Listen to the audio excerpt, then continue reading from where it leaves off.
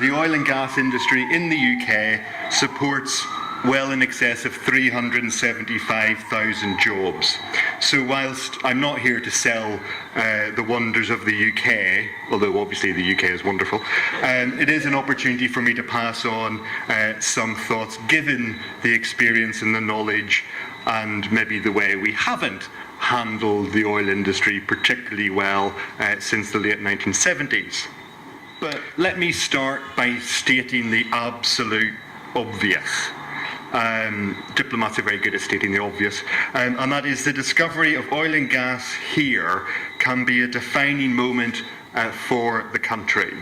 Managed well, it can have a transformative impact, boosting economies and fueling inclusive growth across the board. But without the right systems in place, a sudden boom, or the bonanza that Jan talked about, in the extractives industry can have debilitating effects, including by distorting the economy and fostering conflict and insecurity.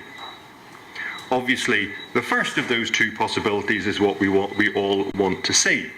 Therefore, getting the policy framework in place with all the laws, all the regulations, and the necessary standard operating procedures to make everything work is a complex and tough set of tasks for any government, but the importance of doing that work cannot be underestimated. And laws by themselves are not enough. If they're enacted but never implemented, or flouted and ignored with impunity, then to be honest, they may as well not have taken place. So implementation is a useful mantra to keep in your head. Guyana doesn't need to reinvent the wheel on any of this. There are other countries around the world who have been where Guyana now is. Some have done things right. Many have started off on the wrong foot. So now is the time to look at those hard lessons learned elsewhere and ensure that they aren't repeated here. And I know the government is already looking at experience elsewhere. And it's also a sad fact of life that just having oil and gas by themselves is not a basis for sustained and inclusive growth. In fact, sometimes it can be the opposite. So looking at some of the organisations and institutions which can help, there are organisations, institutions and approaches out there.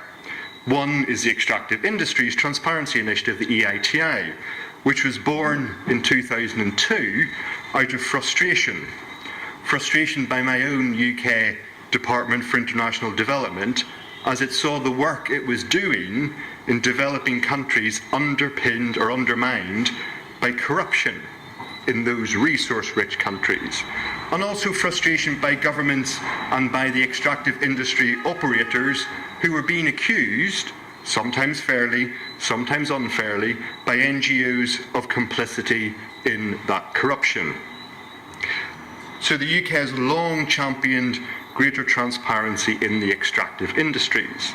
As I said, we were instrumental in setting up EITI, membership of which Guyana is now pushing hard towards. And EITI sets global standards, a global standard for all extractive companies to report what they pay to governments and for governments to report what they receive. If the numbers don't match, then that's when things get interesting. But whilst transparency helps, it's not much use without a well-informed civil society, which is a key support to the greater accountability for policy decision, contract awards, and the use to which all revenues are put.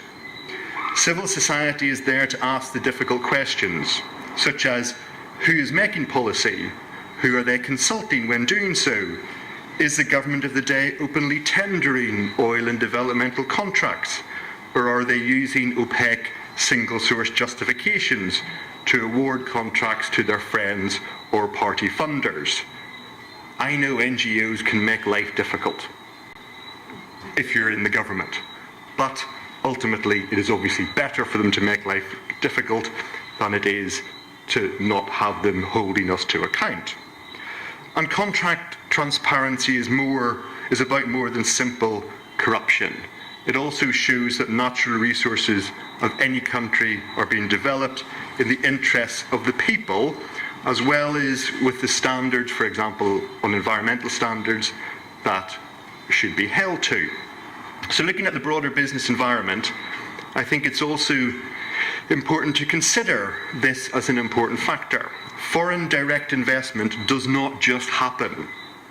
Foreign investors require a stable and predictable investment climate. They want an open and transparent governance.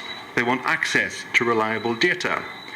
Investors also need clear understanding of the potential gain from their investments. No one should expect or be surprised at this. In a global market, countries, including Guyana, have to compete with other jurisdictions that are seeking to attract foreign direct investment. So in all of this, whilst I welcome Guyana's 5-point improvement in the Transparency Corruption Perceptions Index this year, there is still much to do.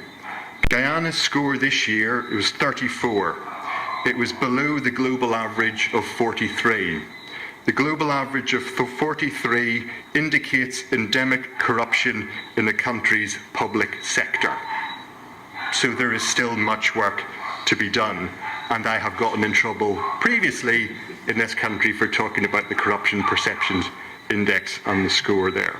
But I have no shame in saying this needs work. So there can be no complacency and no assumption that an improvement will continue unless government, civil society and the population are committed to it. So with new discoveries of oil and gas here in Guyana, it's important to get the business environment right for the exploitation of those extractives in a sustainable, but also more importantly in an equitable way. Investment needs to be encouraged and the population needs to benefit. This can't just go into a small group of people, it needs to benefit everybody. So critical issues maybe to be considered now include how revenues are shared with and between local communities. Finally, let's also have a sense of realism here.